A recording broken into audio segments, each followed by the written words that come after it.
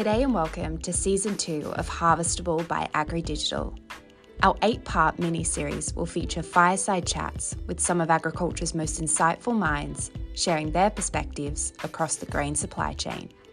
In this episode, we are joined by Tim Whiteley, based in Warren, New South Wales.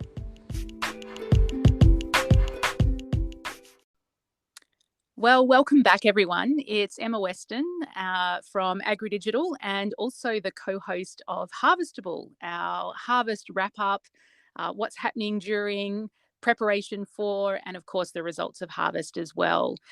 Speaking to farmers, thought leaders, and everyone and every thing around harvest. So let's see what it's going to be like for 2022.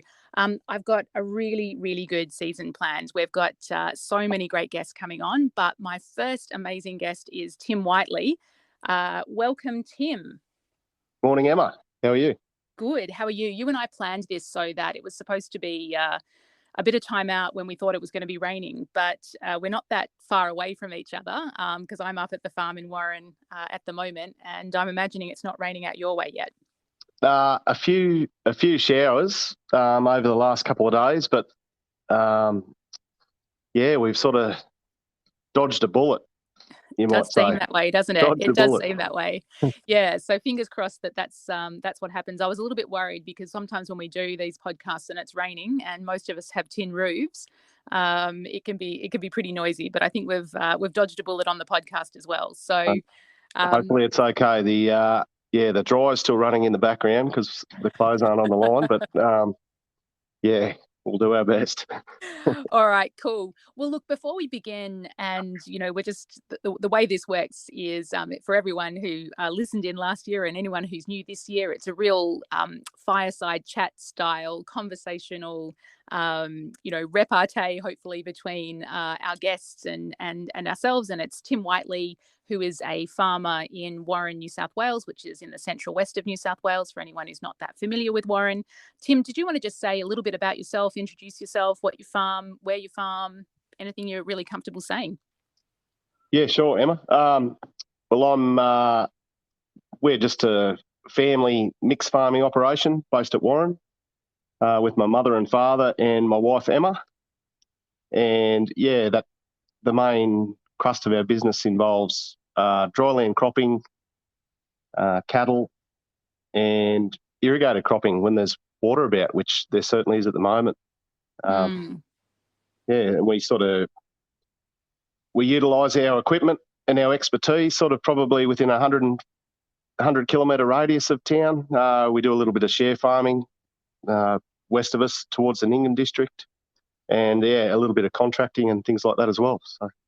Yep, you certainly do, and we'll get onto the water situation, and I'm sure throughout this conversation. But it's an opportunity for me to give a bit of a public shout out to you and the family, Tim, because you did plant our crop this year, and if we do get anything to harvest, hopefully you'll be in there beside us, helping us take advantage of some of these high prices that are around. He's hoping. What could go wrong? What could go wrong? Only everything. Well, before we get on to this harvest 2022, do you want to give us a bit of it probably seems like a dim, distant memory now, but how did harvest 2021, last harvest, end up for you? We also were trying to dodge bullets with showers and disjointed ability to get into the paddock last year. How did that end up for you and the family? Well, the start of our harvest, we actually were travelling fairly well. We got going early in the piece, and as everyone knows, the prices were sort of phenomenal, and we got a fair percentage of our area done, and then the rains did come, and essentially we didn't get completed. We were pushing into February, lots of boggings, some great pictures of excavators digging headers out, and all the associated problems with that. The freight and logistics was just a nightmare. But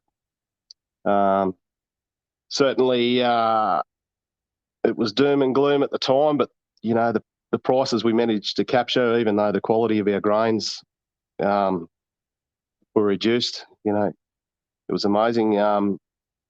Amazing. People still wanted it and still paid for it. So yeah, it was probably from a business side of things one of the better years we've had on the farm, to be honest. So yeah, it was pretty amazing. I think it was the same for us, and the result was good. The process was hard and difficult and worrying, and it certainly felt like we weren't going to get there, but we did in the end.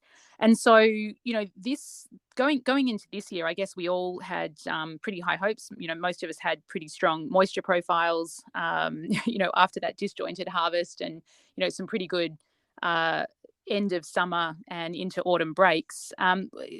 Really potted history of like, when did you get planting? What did you plant first? What's this production season been like? Yeah, well, we obviously, the moisture levels were there, and we were sort of a bit excited.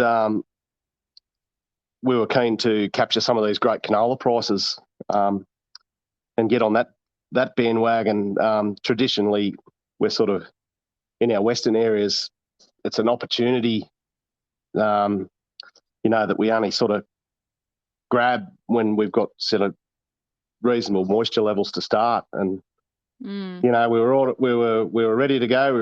And then the year after the wet harvest, and everyone was exhausted. We had a short break, and we were ready to get back into it. And then 2022 came along and basically said, "Hold my beer, watch this," and yeah, the boggings continued, but it was a real slog. So a lot of crops planted, out of our traditional windows, right at the back end, which has made our crop significantly later than normal for this season. And that sort of pushed on. We had a cotton harvest we had to throw in there as well, which was quite challenging for everyone through the district.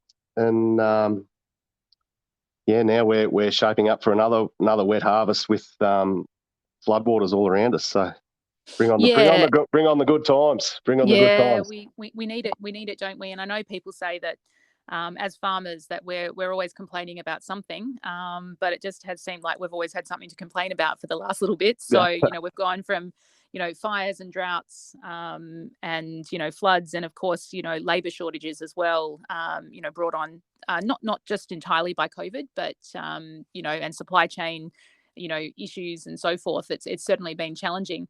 I think during the year, I had one of the sites I've never actually seen before, and I did capture a photo of it. But I you'll know the road between Nevertire and Dubbo, and I think I was driving along and I saw flowering canola next to white bowls of cotton, in the field next door. I don't think I've ever really seen that before. Kind of summer and winter crops in line, and that cotton still hadn't been harvested, obviously, because or it hadn't been picked because the rain was keeping everyone off the paddock. So it's certainly been an interesting growing season. Oh, for sure. And you always hear of stories of guys in the early cotton days, picking and planting cotton at the same time. And in our valley, the Macquarie Valley particularly, as you head south, there's always someone worse off than you. And I really feel for those guys at the moment. It's been a real challenge. Yeah, no, it certainly has. And I went for my morning walk this morning, and the floodwaters are on their way to us again. We've still got wheat standing in water, doing its best to survive. Has that been a major challenge for you, both directly in the farming business, but also in the contracting business this year? Oh, yeah, for sure, Emma. It's, you try and plan yourself to be organised and efficient, and we all know how much fun moving equipment even around at the moment. I'm sure everyone's well aware of the conditions of the roads in our part of the world, and that's challenges that are in front of us as well. So nothing's easy, you might say. No, that's right. And I did a bit of a scan before we caught up this morning on prices, which are up strongly in sort of the main grain grades. Do you think getting your crystal ball out, we're going to see those prices hold just because of the challenges that we're facing as we go into harvest 2022? I'd certainly expect so at the moment, Emma. The guys in the north, like just domestically, there's some real issues on getting the crop out there, those heavy black soils, and as far as trafficking equipment and things like that. I think that's going to be a real issue. And then the world is just such a crazy place at the moment. You just don't know what's happening there. Yeah, absolutely. The global situation is, proving challenging, because I guess we've never seen anything like this before. So, it's all in front of us.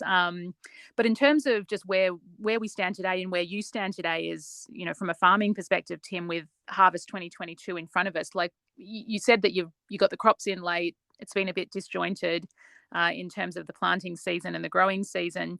When would you normally kick off harvest in an inverted comma, inverted quotes, normal year? Well, traditionally we'd probably be going on our canolas now.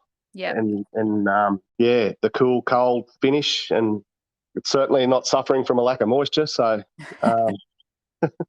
we'll just let it do its thing, and it's probably beneficial, to be honest, with the conditions we have had, with the crop being a little bit later. Any crop that is managing to stand out of water, the potential is still there for certainly high yields.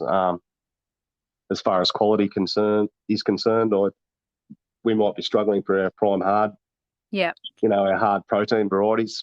It looks like this year it's going to be one of those years where wheat is wheat and yield is king. And hopefully we can kick a goal. I think so, and I think we'll be asking our handlers to get creative around some blends. And for anyone who's on farm, there might be some blending opportunities in there. So what would be a good result from kind of where you stand today? From your perspective. From where we're standing today, looking out with the river rising, I'd be happy. I'm just going to be happy to harvest it and put it in the bin, to be honest. But if we can capture, grades, from the APW range with a bit of H2, I'd be really, really happy. Obviously, the way it's looking, it looks like the feed grain market's certainly going to have a glut in it. And I'd imagine out of the goings on in the north, we're going to see quite a large sorghum crop out of this. Yeah, the industry will just have to jump around and juggle and see how we handle and process it. Yeah, look, I think anything that meets human consumption grades is going to be worth a bit, and it'd be great for all of us if we could get we'd all be just happy to harvest by the sounds of things. Yeah, yep. The bird in the hand, they say. Exactly right. Well, on that note, Tim, we might wrap up. I really, thank you so much for giving your time and sharing a little bit of your story last harvest, through this year, some of the challenges which we're still facing. We obviously send our thoughts out to everyone north of us, where we happen to be in Warren. And just personally, I hope to see you and the boys on the header in our paddock out the front. Bring it on, bring on the dust. But good luck. Good luck to you and good luck to everyone. Have a good harvest.